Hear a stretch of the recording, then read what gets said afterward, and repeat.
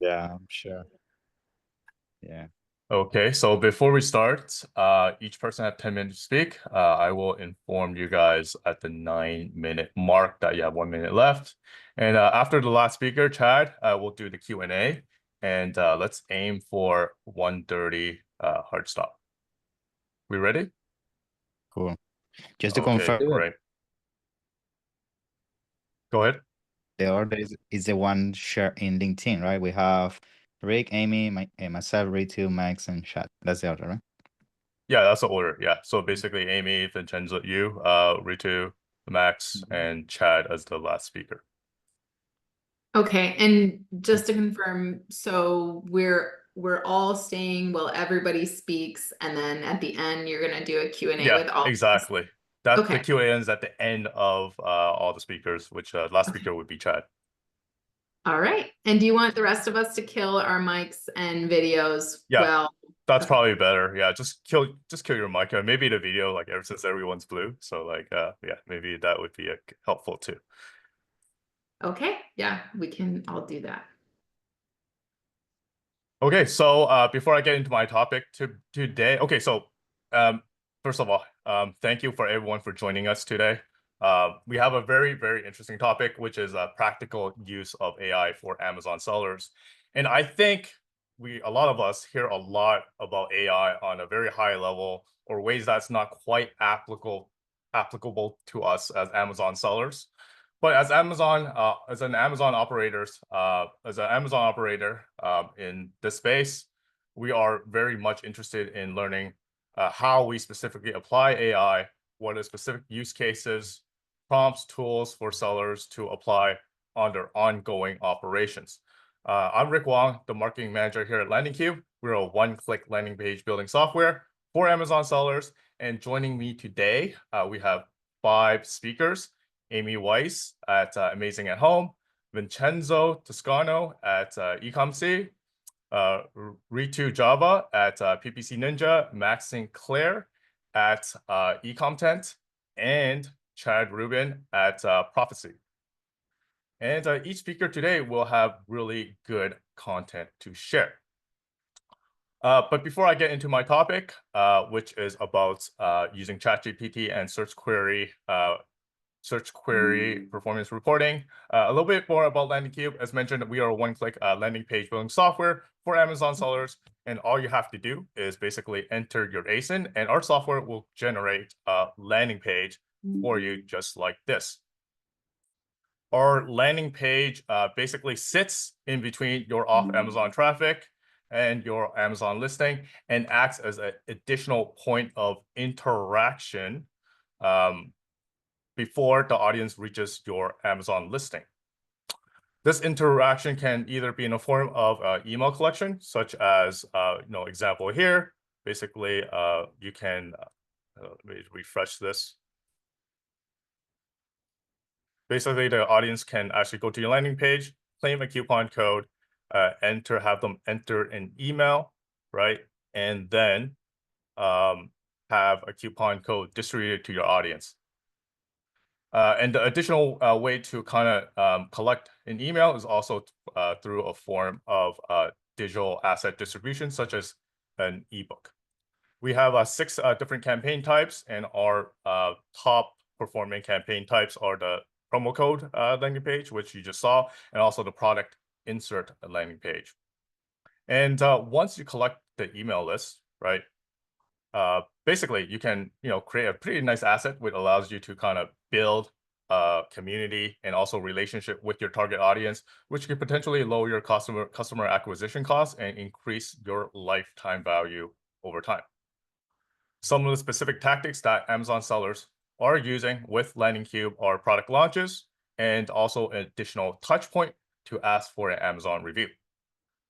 And if you have been using the Amazon brand tailor promo program, having an email list basically allows you to create one of your own where you could leverage it anytime you need. So we have a 21-day free trial. Visit us at landingcube.com. And our YouTube channel is basically at LandingCube. And if there's any questions, anything about the product or anything at all, you can reach me at at landingcube.com. Okay, so my topic today on specific practical use of AI is how can we use ChatGPT to quickly and effectively analyze your search query performance data. So you can see like search query performance data is basically a wallet data, and basically we could use ChatGPT to distill a very nice output to kind of give us additional insight. Okay, so what is the brand analytics search query performance data? So basically, it's a search query a performance dashboard that shows the entire funnel performance per search query, and it is by its search volume, impressions, clicks, add to cart, and buys.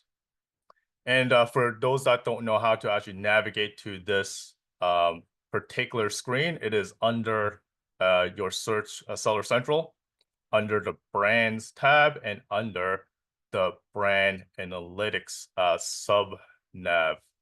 And you do require to have your brand registered to be able to acquire this data. And why is this important? And why this basically dashboard is all the rage? Because it is it's actually search query data coming directly from Amazon itself. And in the past, we kind of relied on these data on third-party software such as Helium 10 and Jungle Scout, which could, maybe get us an approximation, but not 100% accurate. And plus, this data itself, allows us to analyze each part of the funnel by its specific query. So basically, it allows you to kind of have some actionable insight in very much a laser-like precision. And with all the data, right, that you could see, right, you could actually glean some actionable insight out of it. For example, you can ask the question, which search query has a relatively high conversion rate, but low impression share? Okay, so how can ChatGPT help, right? So after you download the search query performance data, you're doing analyze on the spreadsheet, it could be cumbersome, time consumer, and difficult for some. So with ChatGPT, we could quickly standardize the data, make very quick, accurate analysis given a very well-tuned prompt. Okay, so how do we do this? So on a high level, it's actually quite easy to do. You download the search query performance data and then basically upload it into ChatGPT with a custom prompt. Again, the requirements are you have to be brand registered to acquire the search query performance data. And you also require ChatGPT Pro, which allows you to upload a spreadsheet.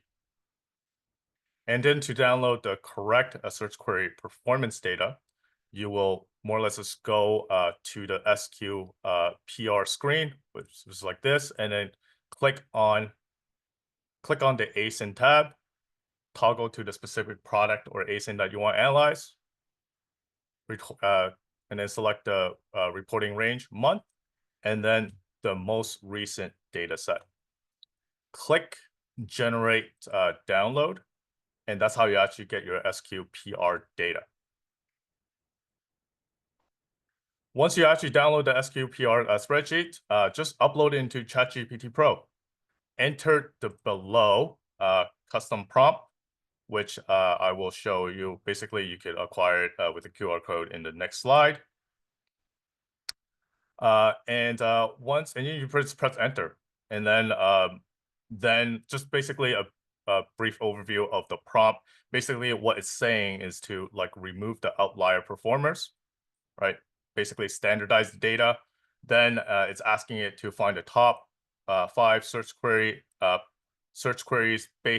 with the most potential, based on looking at the impression share and also purchase rate, which is conversion rate. And then we also tell it to kind of show us the final output using a web chart or radar chart, which kind of gives us a good way to glean at the data. And it will take a few minutes to output the data. And once that's done, you'll get like a chart looking like this with the top 5 search queries with the highest potential in your set of data.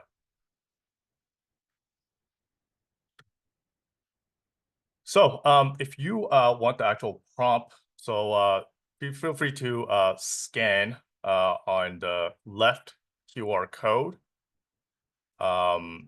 And if you actually want a demo or detailed explainer how this is done, like from beginning to end, we do have a YouTube recording of it on the QR code to the right.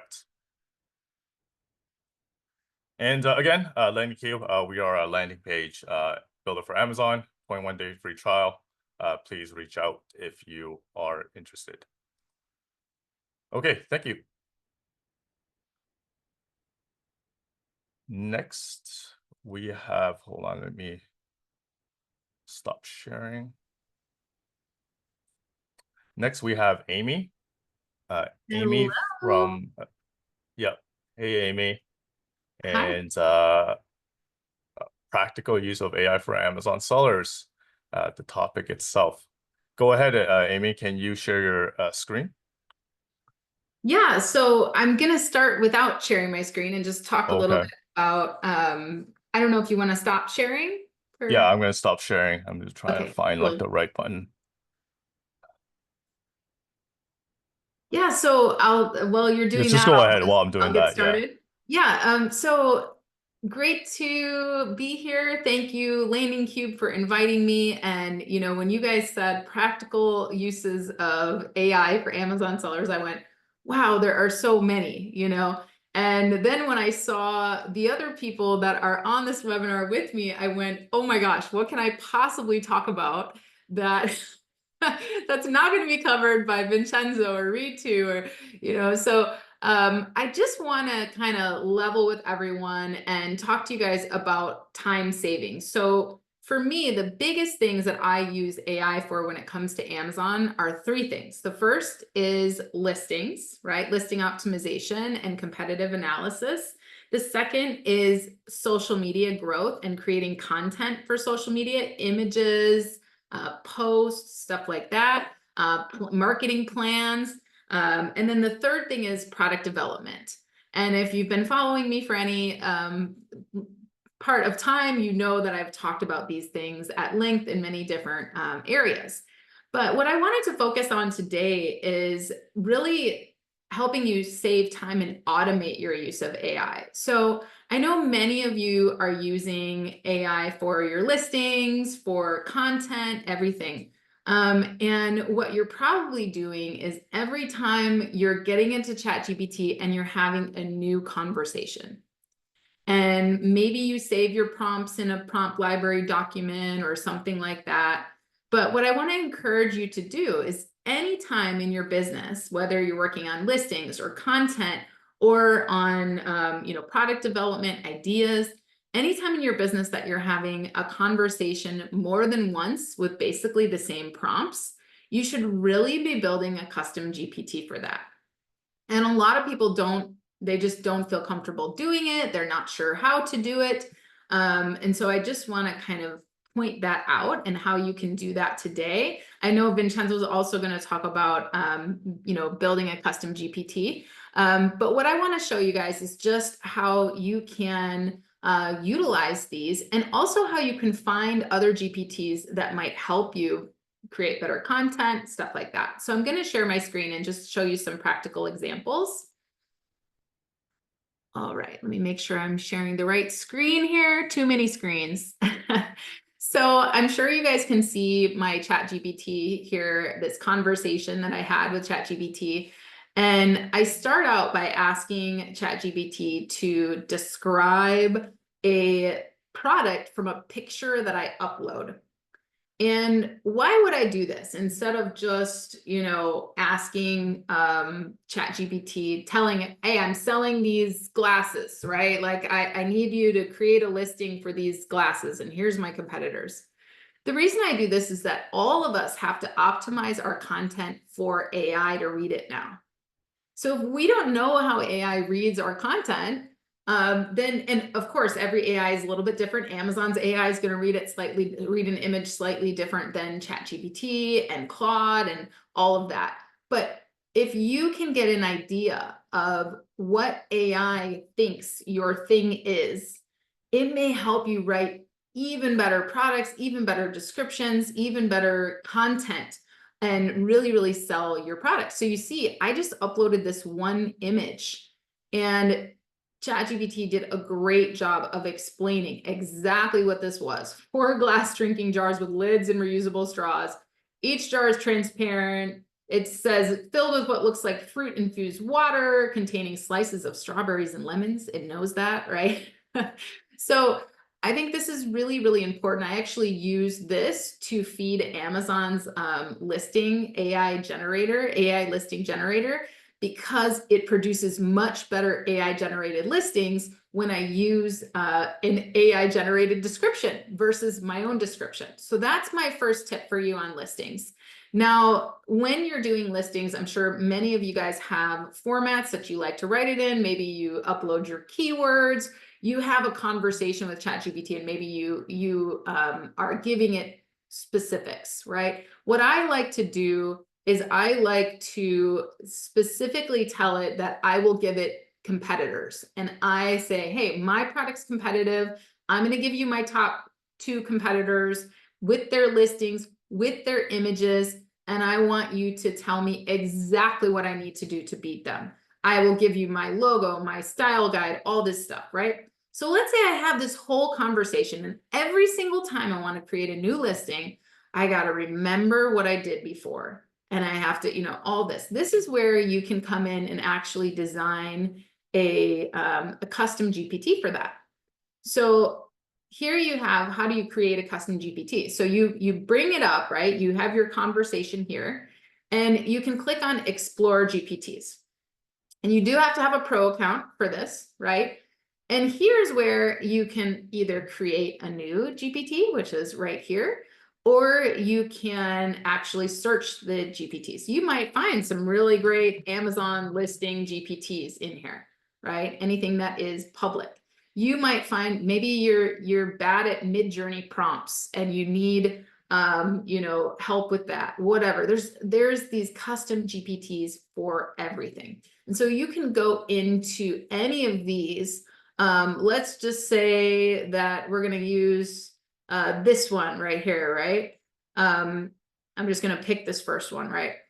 A really great tip is once you start a chat with one of these custom GPTs, you can actually ask it, like, how were you trained? What can you do for me? All of that. You can see, like, it's given some suggestions, which you build in when you create a custom GPT, but you can ask it, like, how were you trained?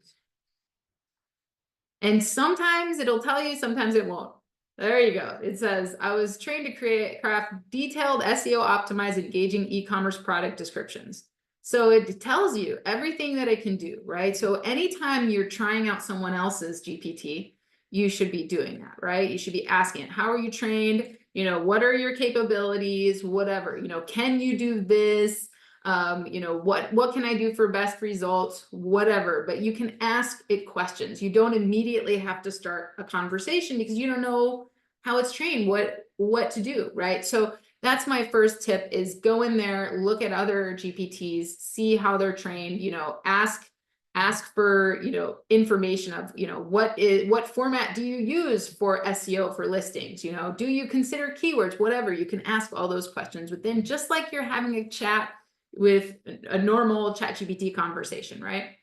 The other thing is, when you're here in Explore GPTs, right, and you click Create, this is where you're creating your own GPT. And over here is where you message your GPT builder. And this is where a lot of people, they get hung up. They're like, I don't know what to do. I don't know coding. I don't, and they kind of freak out, right? And so this is where you can tell it, you can say, I want to train you to, I currently have conversations with ChatGPT to create my Amazon listings.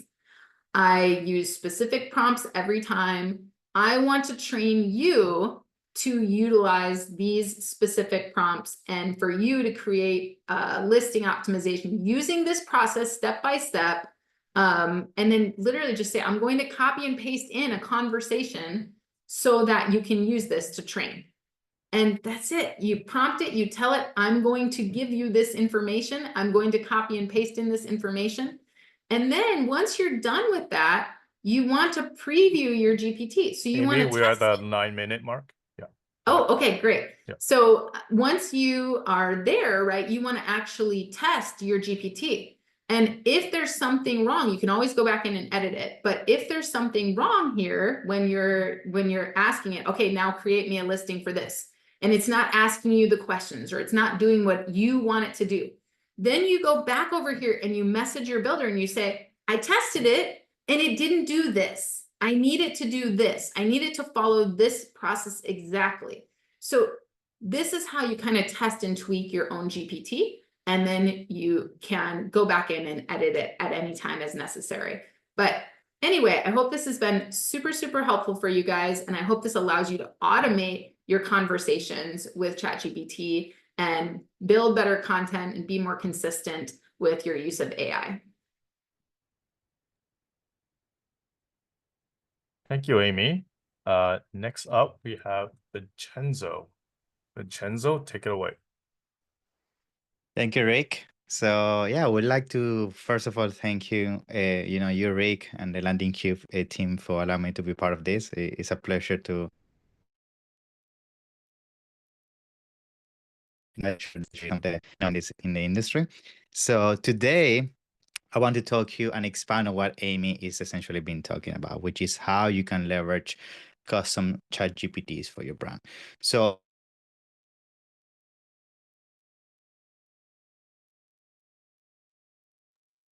Hey, Vincenzo, your audio gets cut off. I think your audio gets cut off. Okay, it's getting you're cut not off. close enough to the mic. Yeah. Is it just me or anyone is it fine also now? hearing it? Yeah, I think it's fine. Is it good Yeah, now? I think you just get closer to the mic. Yeah, go ahead. Yeah. Yeah. Yeah. Let me know if it breaks again. Yeah, sorry about that. Okay. Cool. So we use custom ChatGPTs a lot within Ecomcy because, as Amy was saying, sometimes it's very difficult to really keep up with, all the things you've been doing with your brand, keep up a database that it stays consistent in terms of, the strategies, what is happening with the industry, with your competitors, and also take action very fast. At the end of the day, you need to consider that your competition is using most likely AI. And if you're not, most likely they're moving 5 to 10 times faster than you. So what I'm going to be sharing on the screen is how you create essentially your custom ChatGPT. What are some of the information you can upload to your custom ChatGPT? And also I'm going to give you some real life scenarios in terms of how you can use that on your daily operations and to prepare for seasonalities and a special kind of days such as Prime Day, Black Friday, and so on. So you can maximize the outcome that you can get with your brand. So let's start by sharing the screen. Yeah. Okay, so the first thing we have to be mindful when it comes to this is that you need to have the paid version when it comes to ChatGPT. And once you have your audio cut again, Vincenzo, it cut again. It's cut again. Oh my God. Okay. Let me try one thing. Let me connect and disconnect my mic. Sorry about that.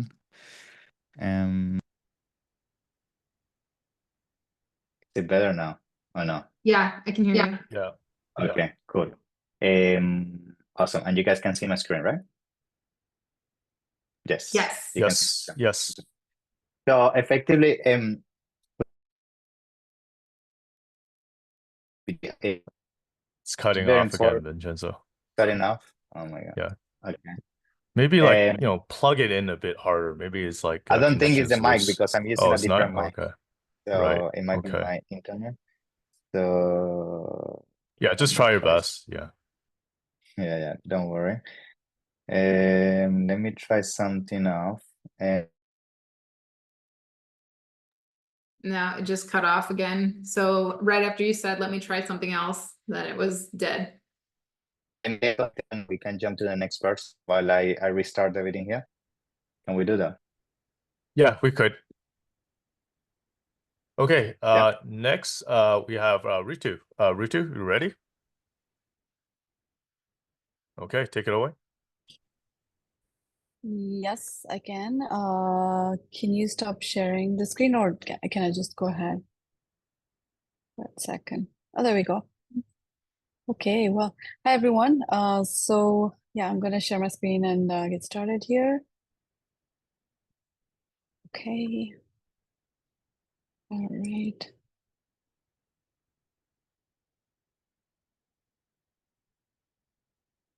All right. So I'm not going to go into the slideshow mode so that you know, we can just keep track of all the slides on the left. So hi. So my name is Ritu, and I'm the CEO of PPC Ninja. I started my e-commerce journey on Etsy in 2010, and I have been a speaker for a while. I also run an AI for e-commerce weekly newsletter, and the QR code is here.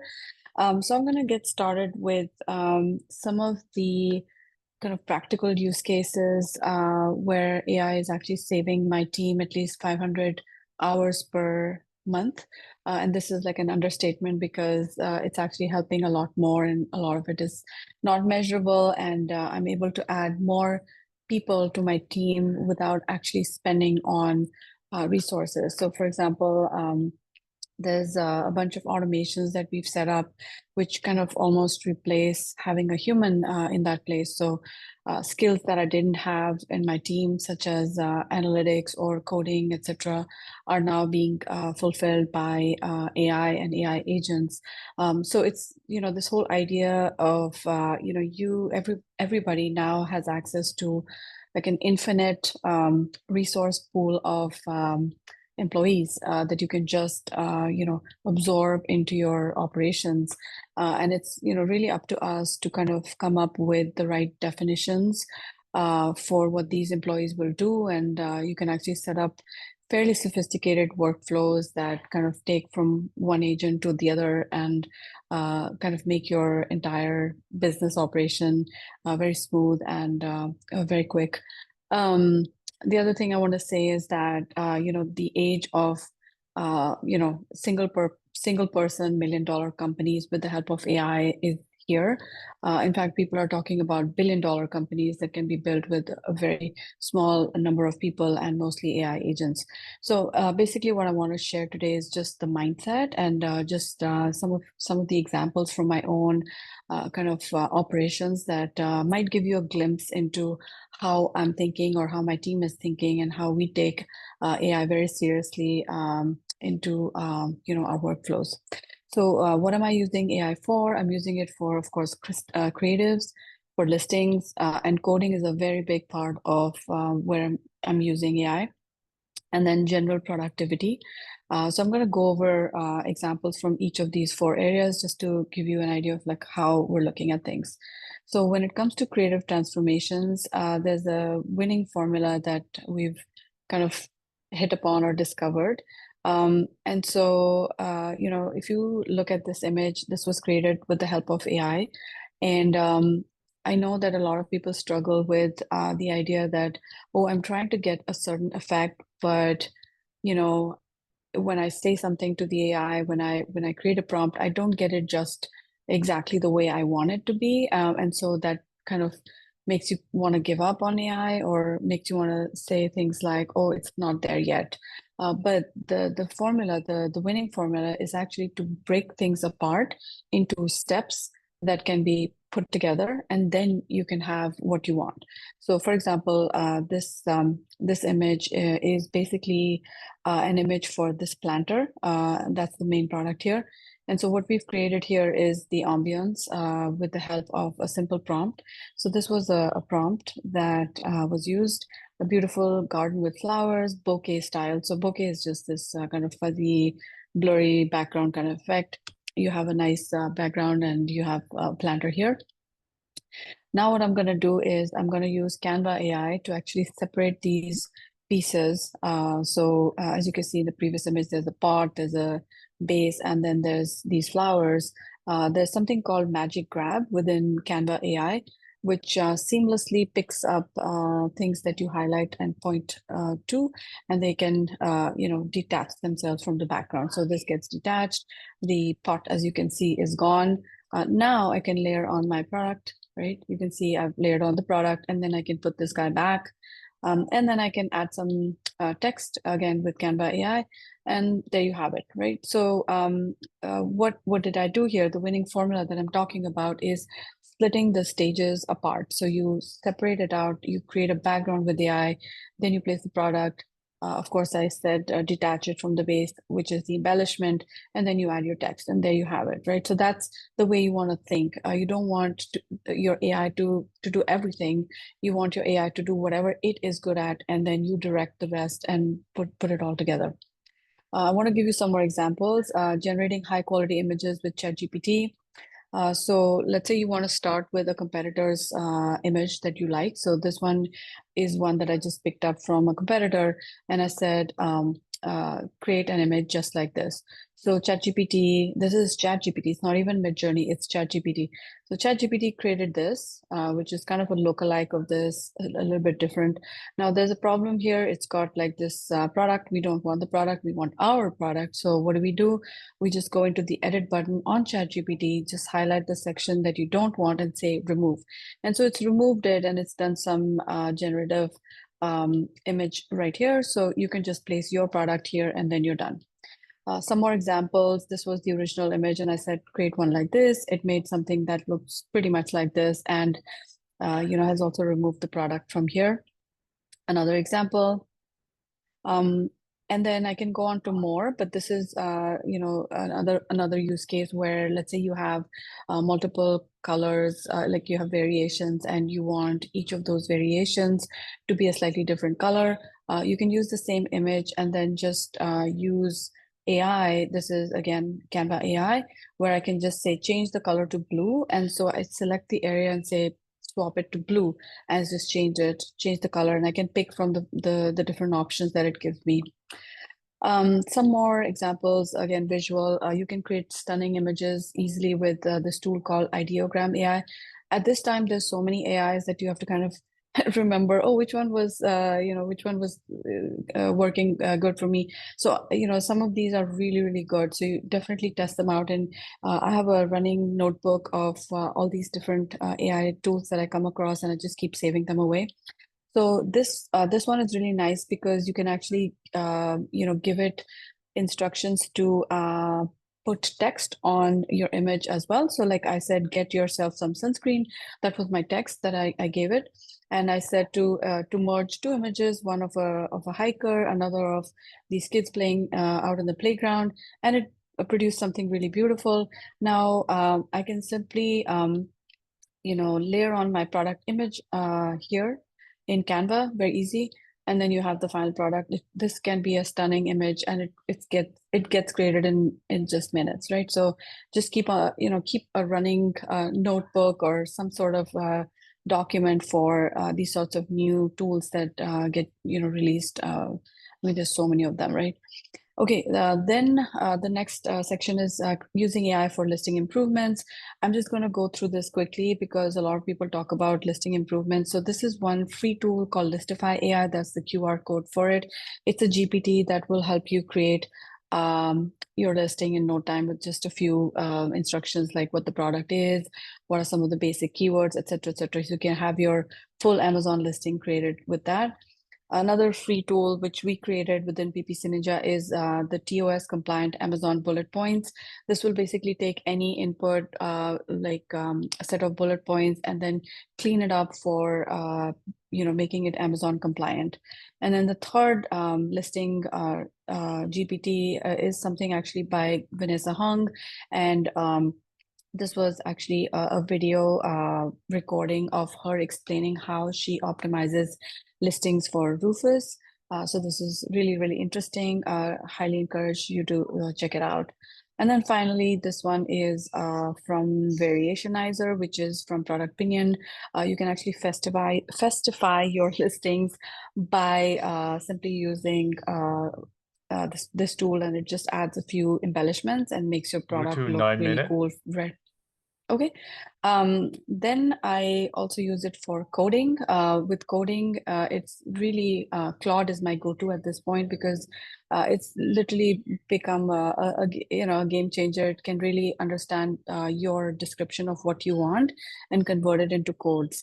So, for example, this one is I built a page scraper, an Amazon page scraper with zero coding. So I just said, hey, I want to take any Amazon page and scrape all the ASINs on that page. Actually, let me just show it to you. So it looks like this, right? So this is my tool.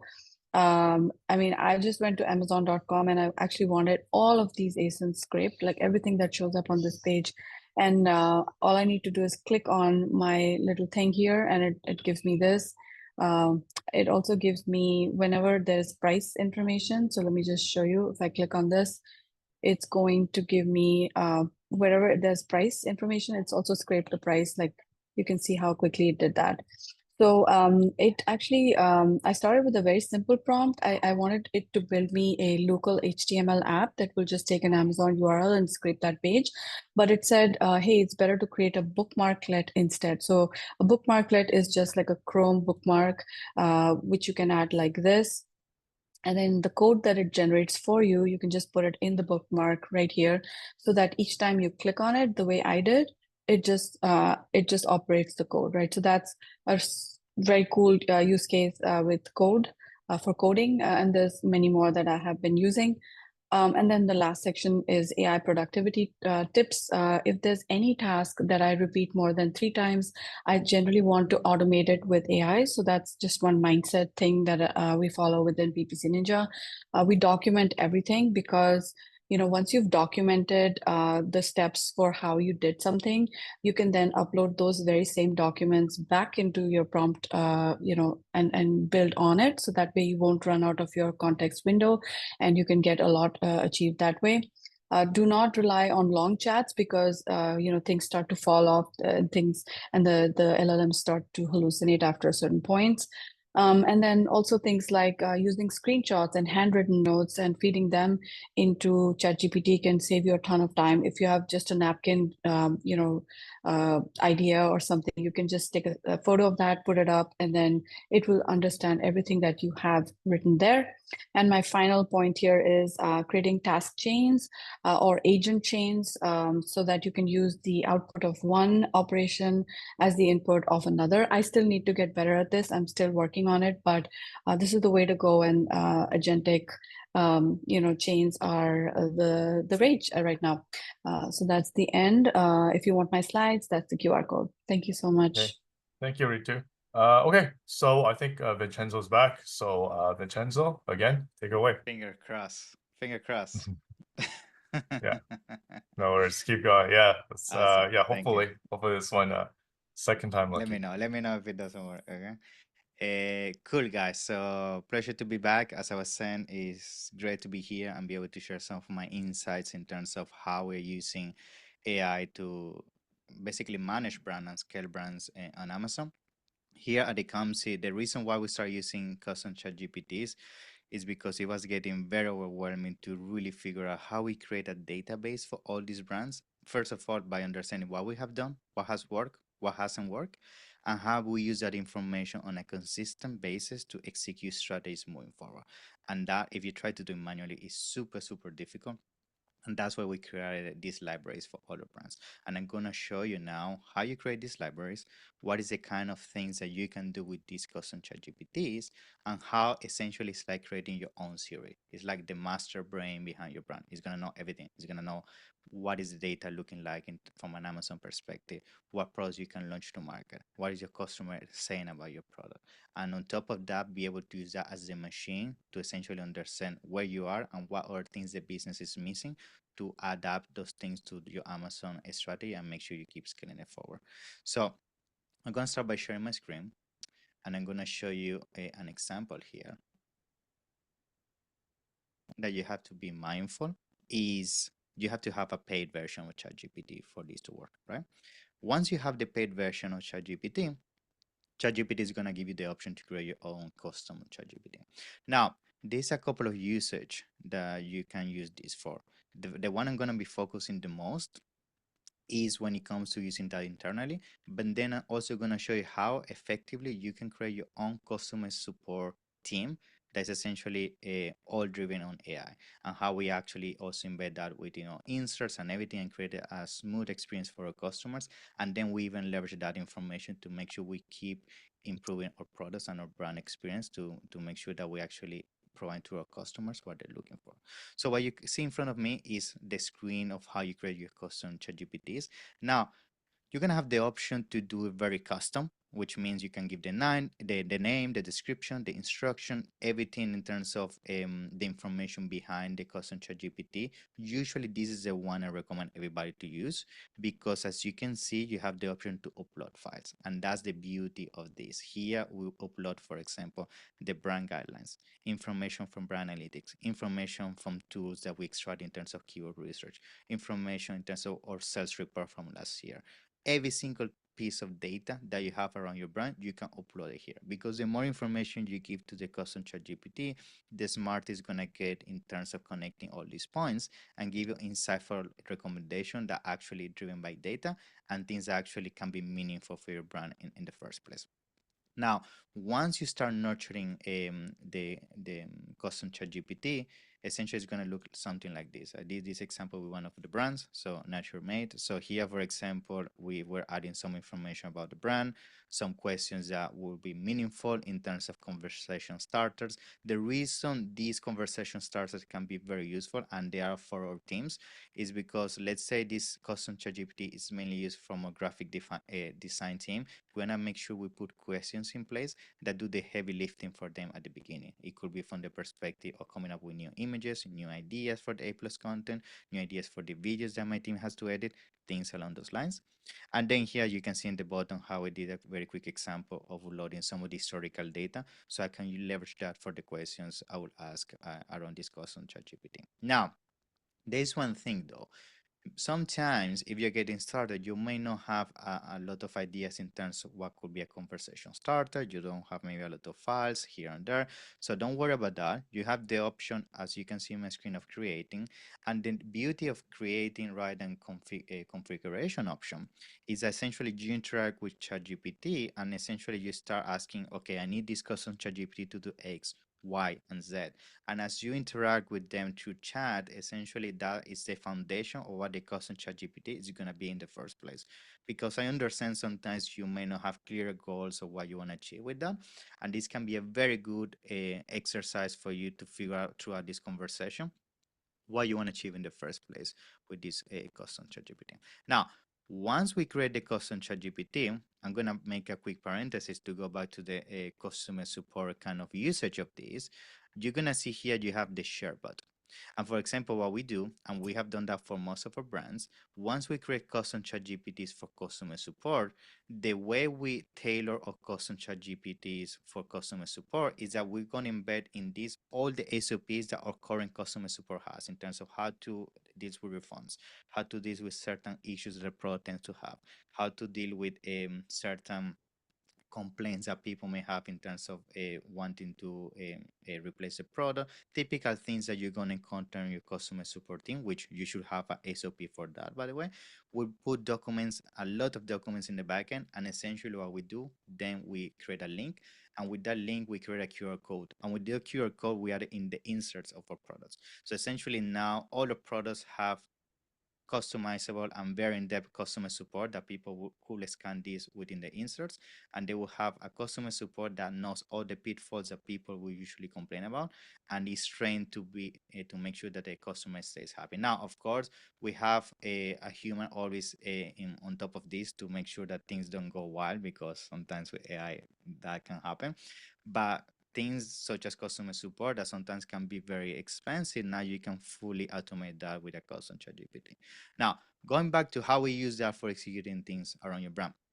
When you start nurturing this with data and with things from Amazon, from tools and things like that, the possibilities are endless, right? Here at the top, I have some of the examples of what we use that for. Let's say Christmas, which is Christmas, is just pretty much here, and you need to come up with a strategy. Now I can ask to my custom ChatGPT, given that knows all the information about my data, my best-selling products, all the things I have done in the past for Christmas and things along those lines. It would be as simple as saying, create a strategy for Christmas for a brand on Amazon. And in a matter of seconds, I will know exactly which keywords to use, what kind of taglines to use, what emotions to tap into, how to optimize my listings and on Amazon in terms of images and copy, which before, if you try to do this manually, it will take you a lot of time to do. Now my team will go in, we use the database of our brands. We need to create the strategy for all our brands that is a lot of them. So now it's very easy for us to understand this is what historically has worked. This is where the tip has to put the effort into, and now that will be sent to our graphic design team or videographers or PPC team to execute that. Another example will be, let's say you are going to figure out something in terms of, for those that, for example, are already doing sponsored display campaigns, or are doing DSP campaigns, or are doing things outside of Amazon, and you really need to figure out what is the avatar behind your type of client. Now, when we extract all this information, for example, for brand analytics has demographic information. Now, by having demographic information, filling this into ChatGPT, we can go in depth in terms of what is exactly the type of customer that buys a product. So the possibilities of this are also endless, because not only I can use this from an advertising point of view, but I can use that to reverse engineer that the message of my copy and my images are exactly where they have to be. We have seen how Rufus has been a big thing lately in the space, and if you don't get the demographics right, Rufus is going to penalize you. If you don't use the right people in your images, the right lifestyle, the right meaning behind what you're writing on your copy, things such as, for which I'm sure maybe you guys have heard of, like Amazon Comprehend, Amazon Recognition, which is the main engines behind how Amazon analyzes your listing for Rufus. They're gonna perceive something that is wrong in terms of what you're actually trying to target, and therefore your listing is gonna end up being visible to the wrong consumer. Therefore your conversions are gonna drop, your organic ranking is gonna drop, and everything's gonna go down the wrong direction. So that's why it's very important to use custom ChatGPTs to be always on top of what is your avatar. Another quick example is, let's say you want to create added value to your customers, and a very easy way to do this is with digital assets. Now there's no excuse to say you cannot do that. With ChatGPT, it's very easy to create PDFs, guides, so many extra added value that you can provide with a follow-up or within the packaging and so on, that will cost you nothing, but will be another touch that can actually be meaningful for them. Now, because ChatGPT will not 9 minute mark, Vincenzo. by the 5 minutes, yeah. Thank you. Brand, 9 you minutes. can 9 minutes. Okay. You can fully leverage that. So make sure you implement that into your daily operations. A quick example, I could put a main image here, and I could ask ChatGPT to give me a recommendation how I can make this more Christmas friendly, as a quick example. I could use this, for example, to get insights about which keywords are working, which keywords are not working with the brand analytics data of filter my ChatGPT and make things in my PPC and listing. I could even use that, for example, to expand my catalog. What is working based on the web, what is working based on brand analytics, and how I can expand my catalog. So as you can see, the possibilities here are endless.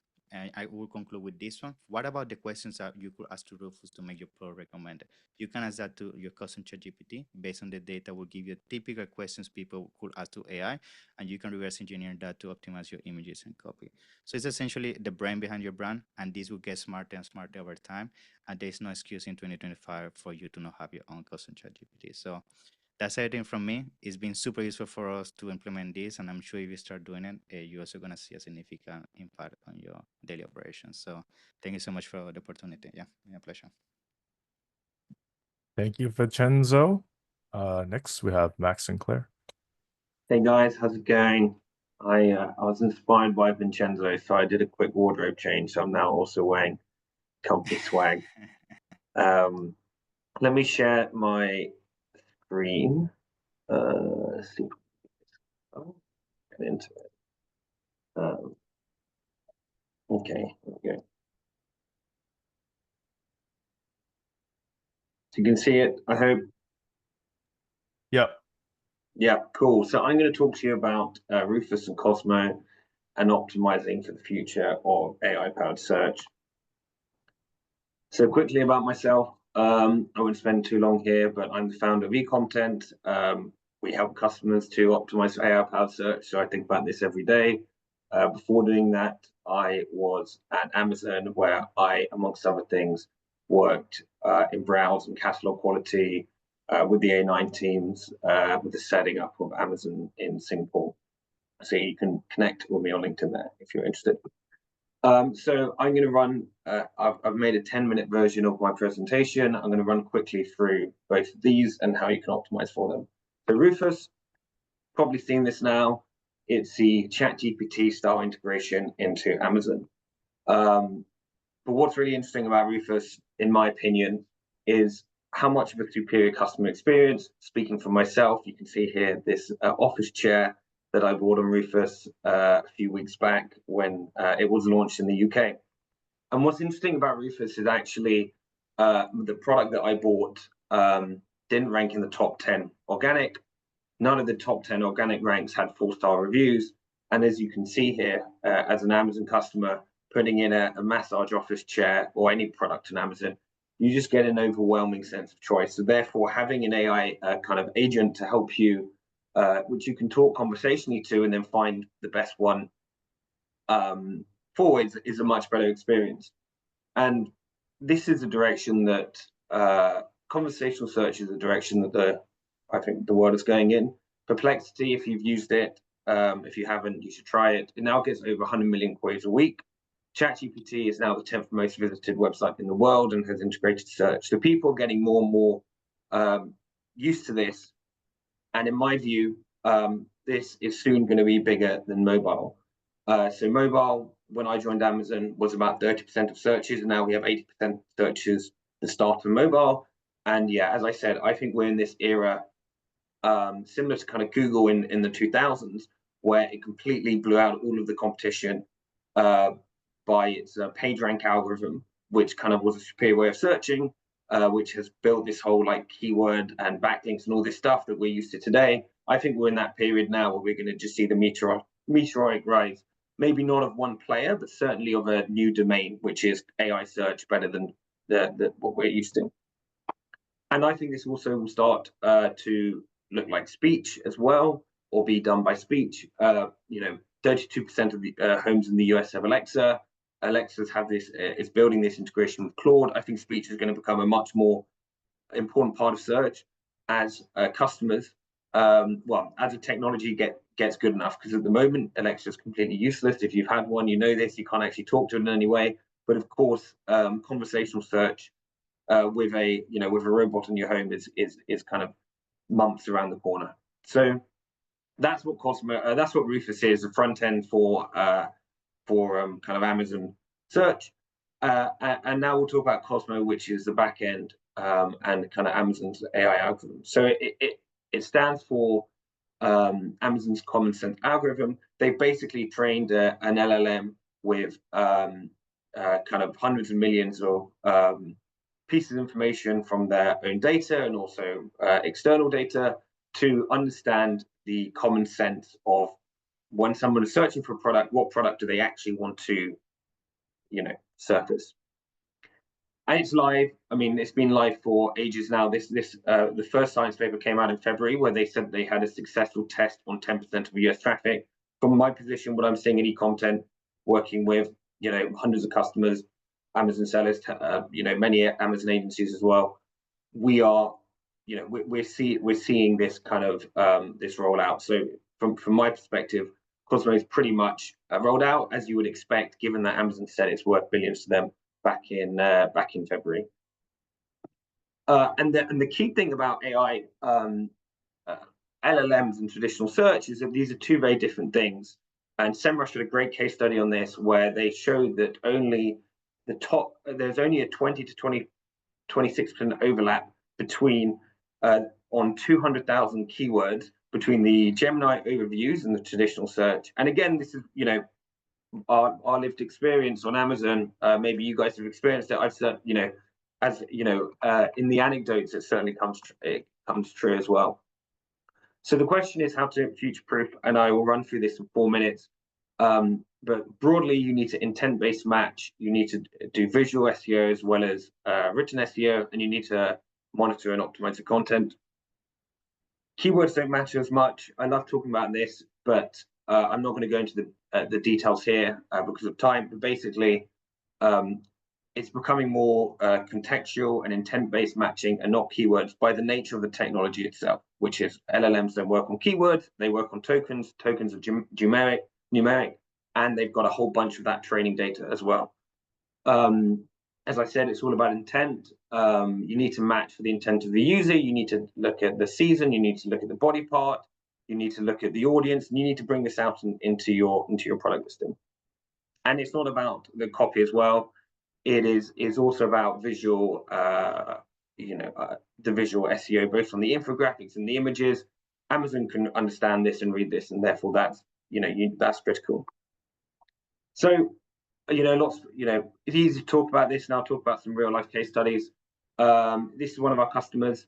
They probably, like many of you, if you've gone on Rufus and asked a question in your listing, which by the way is kind of now centerfold in the listing, before using optimizing for Cosmo, let's say they didn't have these details. When a customer goes and asks a question, it's not answered, bounces off. Using eComtent, you don't need to use eComtent. You can just do this yourself manually through the same process. You answer answer the Rufus questions in the infographics, and this actually comes into when you do this, this comes into the Rufus itself. In the answer, obviously conversion goes up, your sales rank goes up. So this customer went from 60 to 25 in this particular product, and they went to #1 in traditional search, because what's really important to note is Cosmo is not just feeding the back end of Rufus, but Cosmo is feeding the back end of traditional search. They are augmenting A9, and you can see this guy smashed it with all these, really fancy. I mean, his main image optimization is awful. We don't actually do that. He should probably go to Product Opinion or someone. But forgetting that, he still smashed it, got a #1 on a really critical key term, because he's answered everything in the listing. You can't actually see it because it's covered here, but he's generated a whole set of infographics, rewritten the copy, optimized for Cosmo. So yeah, that's happy to take any questions on that. We do a 10% off eComtent on that link there. But yeah, thank you so much for your time. Thanks a lot, Max. That was very insightful. The last speaker we have today is Chad Rubin.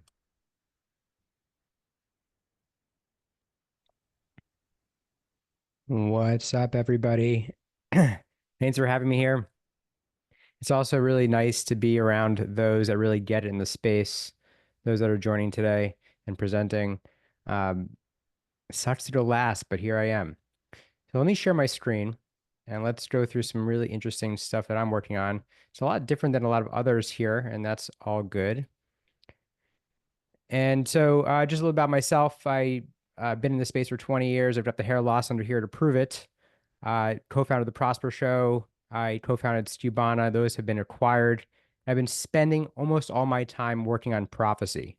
Profasee is a private label repricer that's driven with machine learning algorithms in the back end to predict the optimal price point to maximize whatever you're trying to achieve on Amazon. That might be revenue, that might be profit, that might be velocity.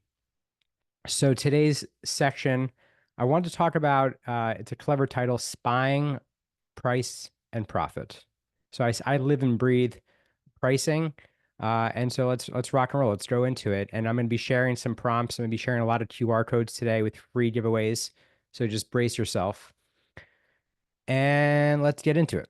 So I, like many, came into this space with my own e-commerce business, which I actually still have today. So we make vacuum filters, coffee filters, cannabis filters.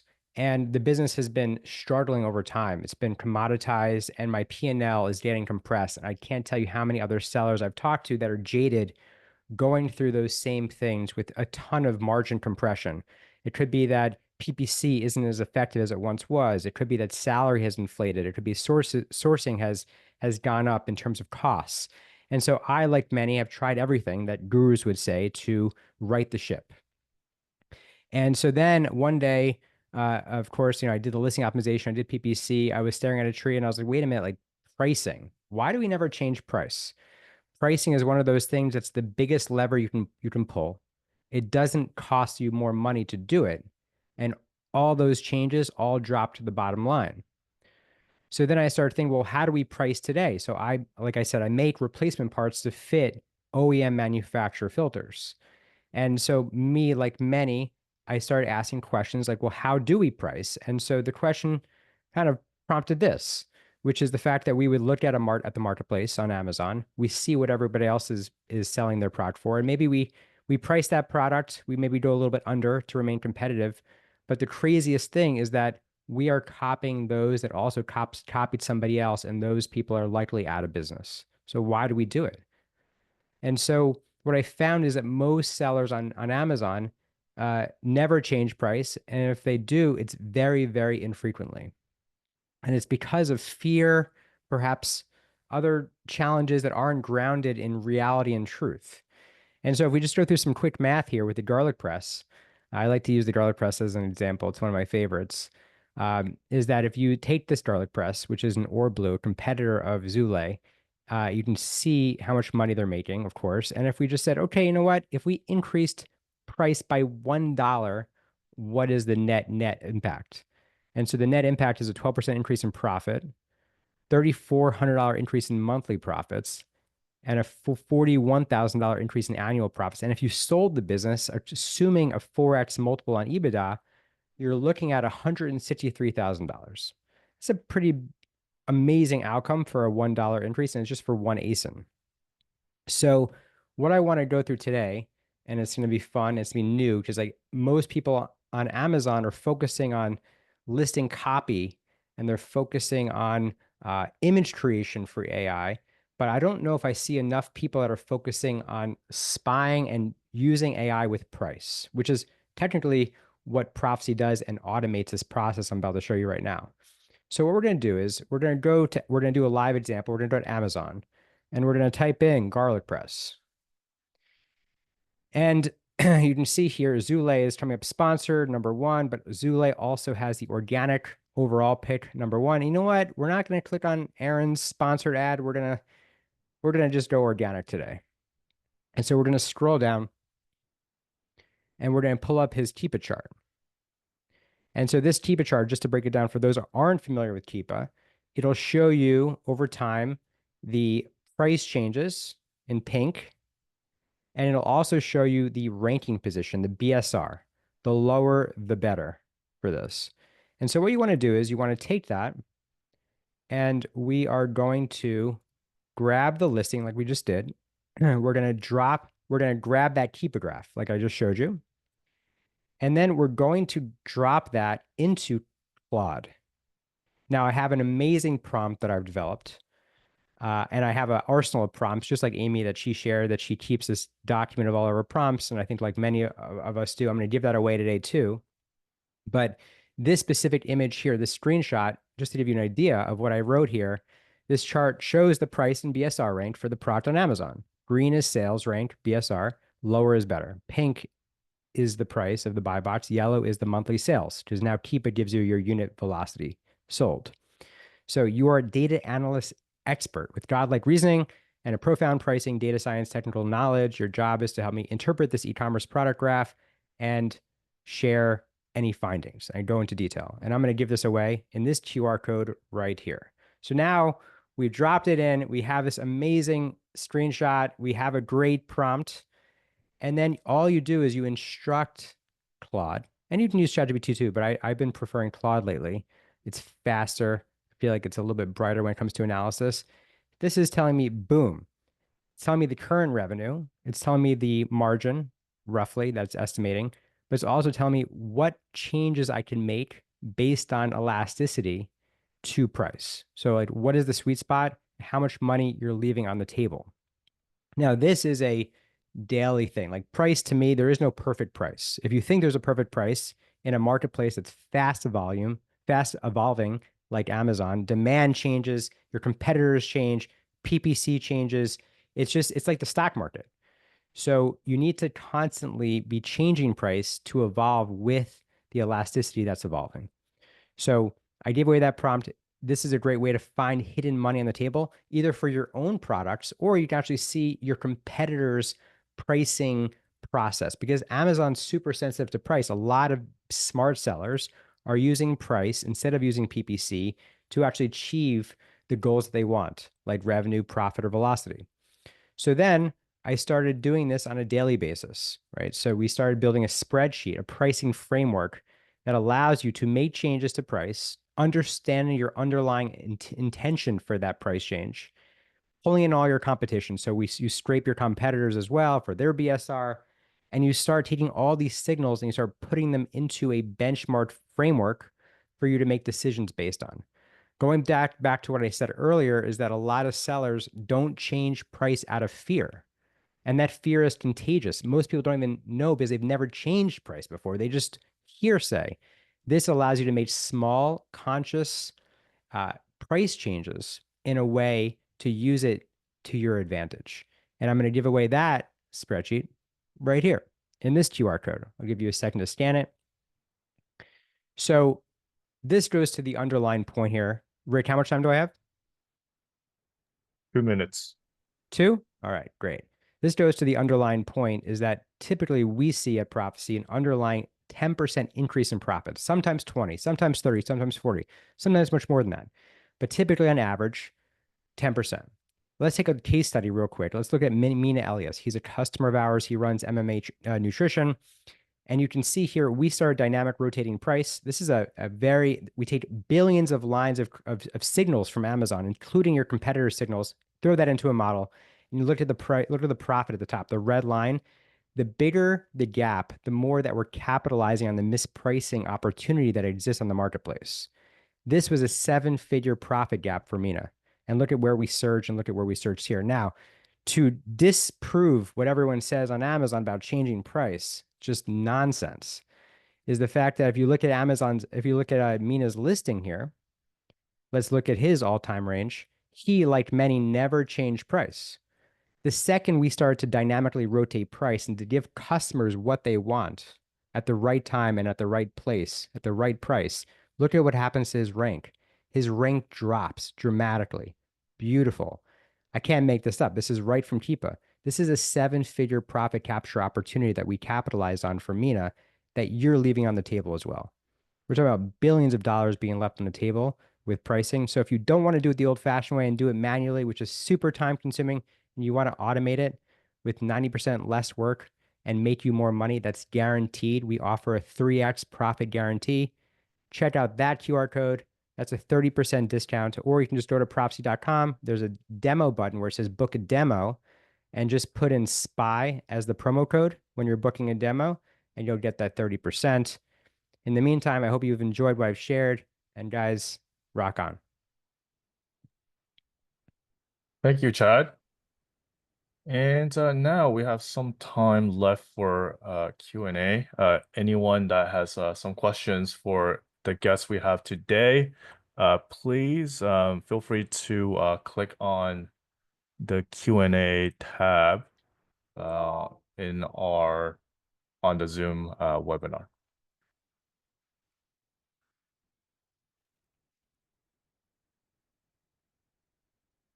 Okay, we have one for Amy. What tips do you have for integrating AI-generated content with professional editing to maintain a high quality and brand consistent look? It helps, Amy, you're in mute. helps it by unmute, right? Can you repeat the question? Tips for what tips do you have for integrating AI-generated content with professional editing to maintain a high quality and brand consistent look?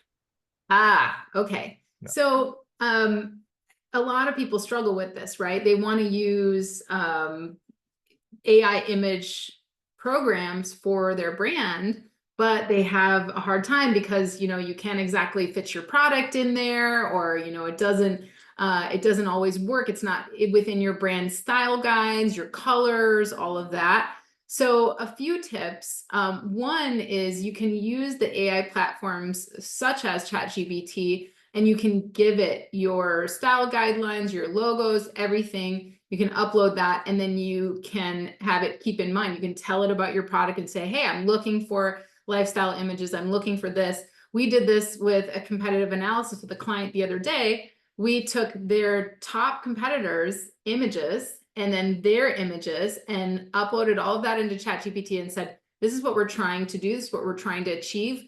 We want a more earthy look. We're gonna, here's our logo, everything like that. And it created mock-ups that were absolutely incredible. And we fed in the listing of the competitor and all the competitors' images.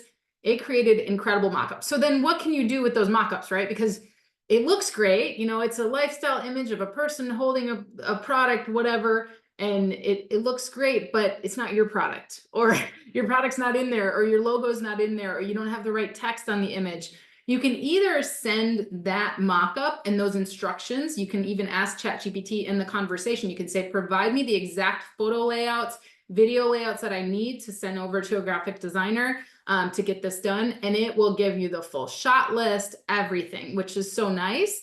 But on top of that, you can also, if you're working with your own internal team, you can utilize Photoshop or Canva. I know Ritu was showing us how to do that with layers in Canva.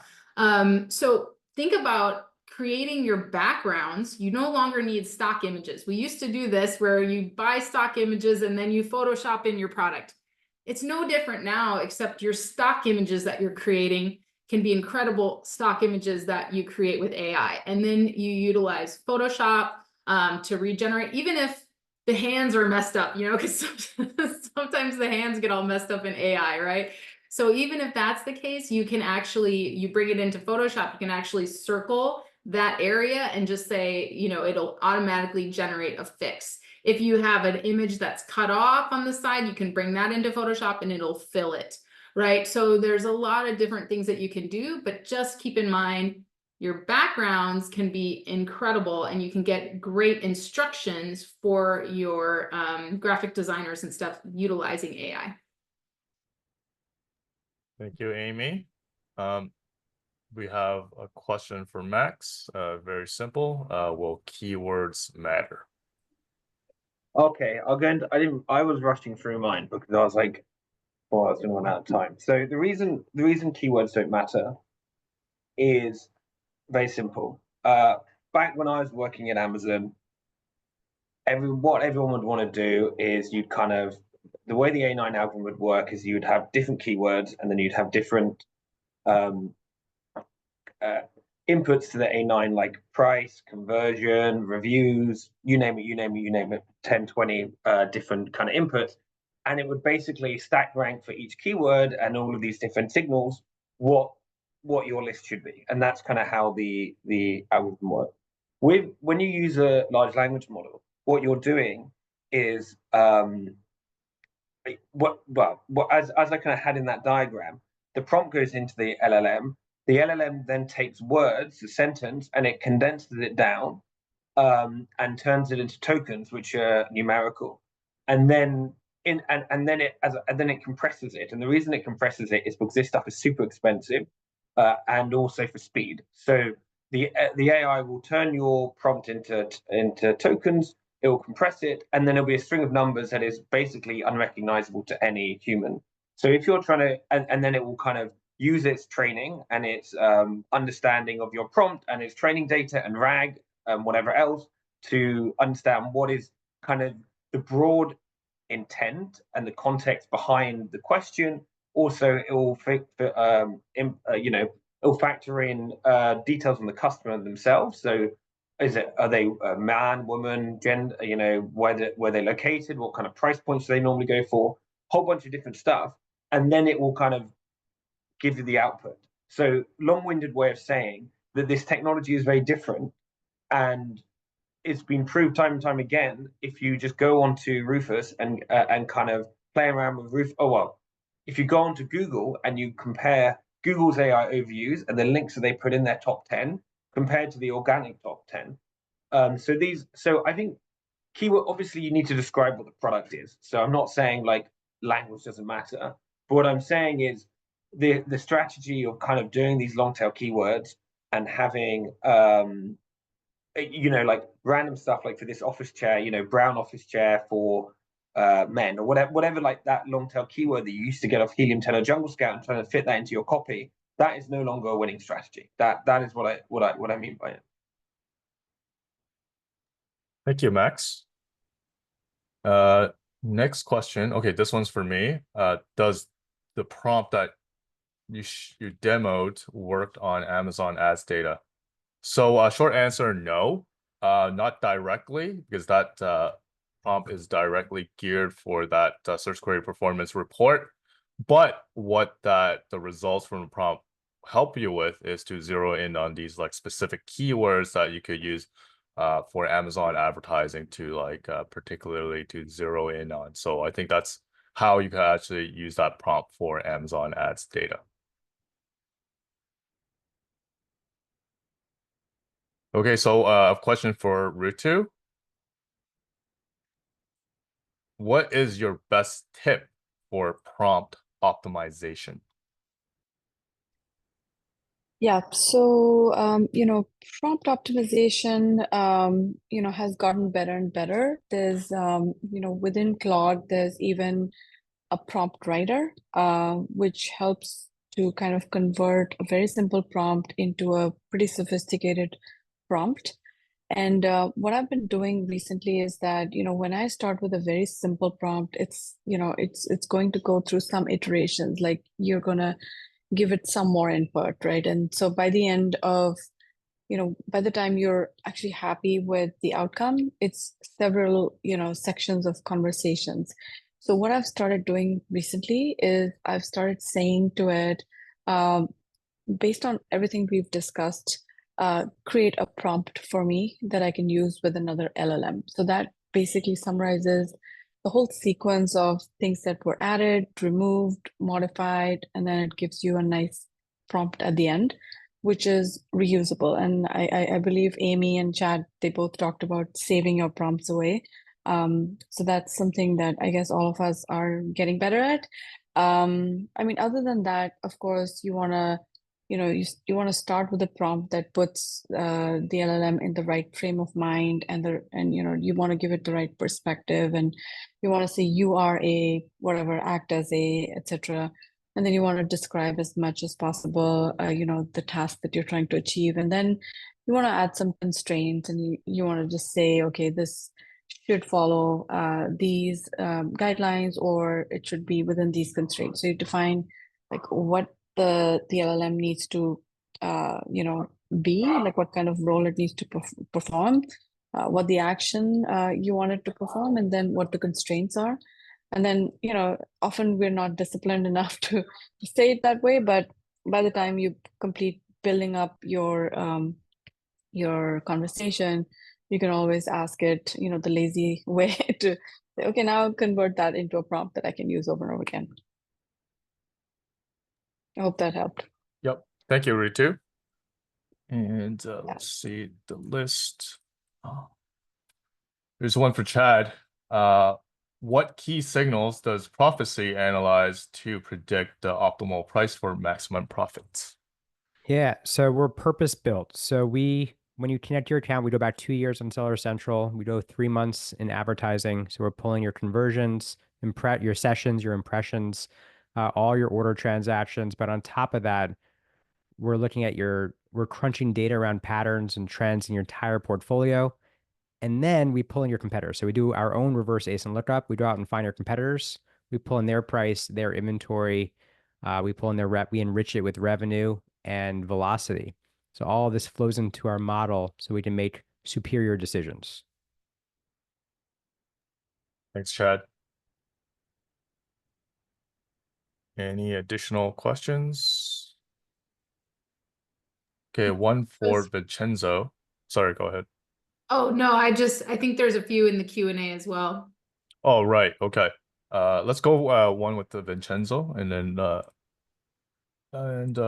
what are the key steps to integrating custom GPT into your brand's operations to create a comprehensive and data-driven roadmap for success?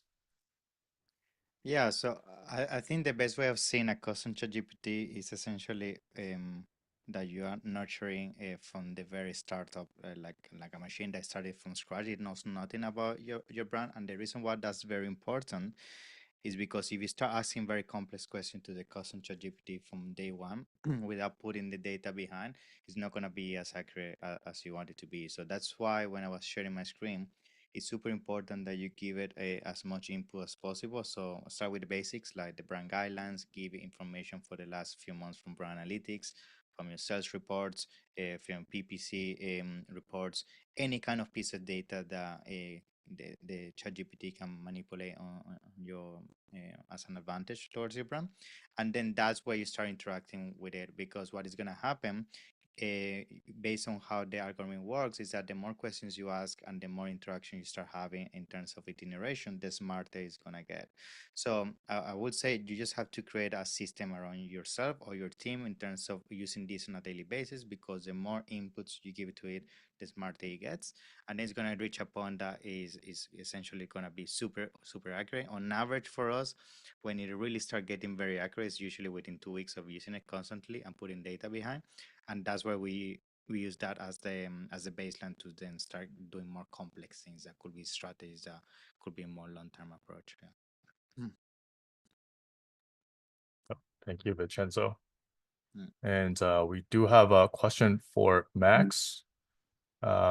Max, can you talk more about how Amazon is reading images and how it can use like AI to update images to optimize for conversion? So one of the biggest challenges that I worked on when I was there was we were launching Amazon Singapore, and you'd get these Chinese sellers who would be uploading in their let's say they're selling a Reebok shoe. They'll be uploading Nike, Puma, all these different keywords, right? And at the time, because you're using traditional AI, you don't really have any way of understanding what brand this shoe is, right? There was no Gen AI integrated in Amazon, certainly at the time. Fast forward, 4 or 5 years, whatever it's been, absolutely. Part of the weighting in the Cosmo algorithm is visual, and we have a blog on we always are reading the science papers. There's Amazon science papers on this. I try and write the Amazon science papers on our blog in a let's say a kind of non-scientific way that is more easily understandable. So go and have a look at that. But anyway, one of these blogs talked about one of these science papers talked about this, how they're using they're basically matching the text with also what they're seeing in the images. So if it's a dark blue V-neck and the seller has put red, yellow, pink, or whatever, they know what the color is, and therefore I would imagine now, or even in maybe in a few months' time, if you put in a certain color or certain brand in Amazon, you're not going to have this issue that you had 4 or 5 years ago, where you have all the brands and all the colors coming in, because sellers are basically cheating the system and uploading the keywords. So having the visual is super important. I think that that's the base level on why Amazon are doing it.